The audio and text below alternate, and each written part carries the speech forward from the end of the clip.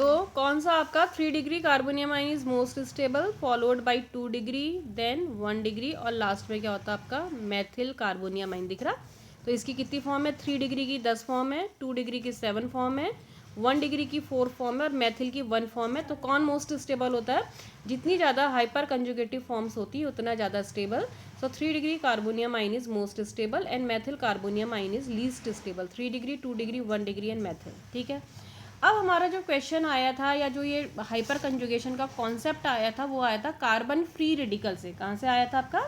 Carbon free radical. यदि हम क्या कर रहे थे, इस तरीके का देख रहे थे कि चार्ज कहाँ ज़्यादा है कम है, या इंडक्टिव इफेक्ट की हम बात कर रहे थे, तो उसके थ्रू क्या था आपका 1 degree carbon free radical most stable आना चाहिए था, जहाँ से ये क्वेश्चन अराइज होता है कि हाइपर कंजुगेशन एक नाम की भी कोई चीज़ है, वो कहाँ से शुरू हुई? फिर आपकी कार्बन फ्री रेडिकल की स्टेबिलिटी से बातें शुरू हुई थी। ठीक है।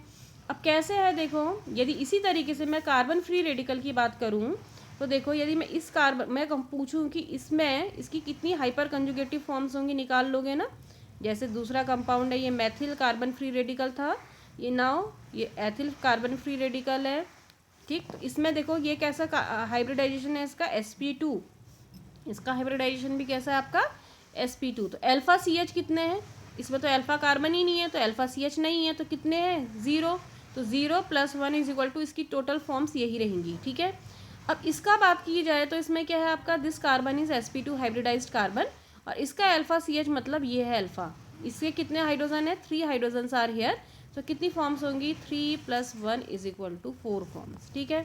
थर्ड CH3 CH3 H और रेडिकल। समझ में आ रहा? तो क्या है आपका? देखो ये वाला कार्बन कैसा है आपका? sp2 हाइब्रिडाइज्ड कार्बन है। ये वाला कार्बन कैसा है आपका? sp2 हाइब्रिडाइज्ड कार्बन है। इस sp2 हाइब्रिडाइज्ड कार्बन से कितने हैं आपका अल्फा CH? ये भी अल्फा कार्बन है और ये भी अल्फा कार्बन है। तो कितने हाइड्रोजन है? 3 and 3 6। तो कितनी फॉर्म्स होंगी? 6 + 1 इज इक्वल टू कितनी फॉर्म होंगी? 7। ठीक है। Next CH3 radical. ठीक है। अब क्या होगा? देखो ये कार्बन कैसा है आपका? sp2 हाइब्रिडाइज कार्बन है। तो कितने हैं इसमें अल्फा CH? ये भी अल्फा कार्बन है, ये भी अल्फा कार्बन है, और ये भी अल्फा कार्बन है। ठीक है। बगल वाला कार्बन अल्फा होता है। तो अल्फा कार्बन में कितने हाइड्रोजन है? 3 3 and 3। तो कितनी फॉर्म्स होंगी? 10। ठीक। अब ये कौन सा है? कितना डिग्री है बात करेंगे तो कितना डिग्री दिख रहा है? देखो जिस कार्बन में रेडिकल है वो 3 कार्बन से अटैच है, इट मीन्स कितना डिग्री है आपका? 3 डिग्री। ठीक। जिस कार्बन में रेडिकल है वो कितने कार्बन से अटैच है? 2 से। तो कितना डिग्री है ये आपका? 2 डिग्री। जिस कार्बन में रेडिकल है वो कितने कार्बन से अटैच है? 1 कार्बन से। तो कितना डिग्री है? 1 डिग्री। और जिस कार्बन में रेडिकल है वो किसी से भी अटैच नहीं है, तो कितना डिग्री है? 1 डिग्री। ठीक। अब क्या लग रहा है? देखो हाइपर कंजुगेटिव फॉर्म सबसे ज़्यादा ऐसे, जैसे अभी मैंने एल्कीन की टेबल बनाई, इसकी भी टेबल बना लेना। ठीक है। तो इसकी कितनी हाइपर कंजुगेटिव फॉर्म्स है? 10। ठीक। तो मोस्ट स्टेबल कितना, कौन सा डिग्री? 3 डिग्री। ठीक है। इसकी कितनी हाइपर कंजुगेटिव फॉर्म है? 7। तो इससे कम स्टेबल। ठीक। फिर 1 डिग्री, इसकी कितनी हाइपर कंजुगेटिव है? 4। तो क्या सिक्वेंस आया फिर हाइपर कंजुगेशन के through? 3 degree carbon free radical most stable, 2 degree carbon free radical कम स्टेबल, और 1 degree carbon free radical least stable. तो ये सीक्वेंस आता है कार्बन फ्री रेडिकल्स का। ठीक है। अब क्या है भैया हाइपर कंजुगेटिव फॉर्म्स? देखो फिलहाल मैं यहाँ पर इसी से शुरू कर रही हूँ जिसका हम एक्सप्लेन कर रहे थे, किसका? कार्बन फ्री रेडिकल का। तो this is methyl carbon free radical. हम कह रहे हैं कि जो ये दूसरा है आपका एथिल कार्बन फ्री रेडिकल, इसकी 4 हाइपर कंजुगेटिव फॉर्म्स हैं। वो कैसी हैं वो हमको समझना है कि 4 फॉर्म क्या है। ठीक है। तो क्या होता है? देखो ये है आपका एथिल कार्बन फ्री रेडिकल। दिख रहा? कार्बन CH2 CH3, और ये कार्बन में क्या है आपका? रेडिकल। इस कार्बन का हाइब्रिडाइजेशन कैसा है आपका? sp2। कैसा हाइब्रिडाइजेशन है आपका? sp2। ठीक है। तो होता क्या है, हाइपर कंजुगेशन को एक दूसरा नाम है नो बॉन्ड रिजोनेंस। तो ये देखा गया कि इसमें जो बगल वाले कार्बन है, इसका जो ए हाइड्रोजन, जैसा मैंने ए लिखा है ये हाइड्रोजन, ठीक, इसका होमोलिटिक फिशन हुआ। होमोलिटिक फिशन हुआ तो क्या होगा भाई? ये रेडिकल और ये रेडिकल बनेगा। ठीक है। ये क्या बनेगा? कार्बन रेडिकल और H रेडिकल।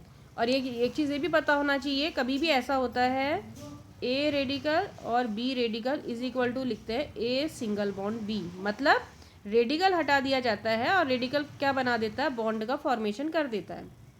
ठीक है। ऐसे ही देखो तो ये क्या है आपका, यदि ऐसे टूटेगा तो ये क्या बनेगा, देखो ये C रेडिकल बनता और ये H रेडिकल बनता, और ये ऑलरेडी पहला वाला कार्बन नंबर, यदि मैं इसको 1 दूँ, कार्बन नंबर 1 में पहले से ही रेडिकल था।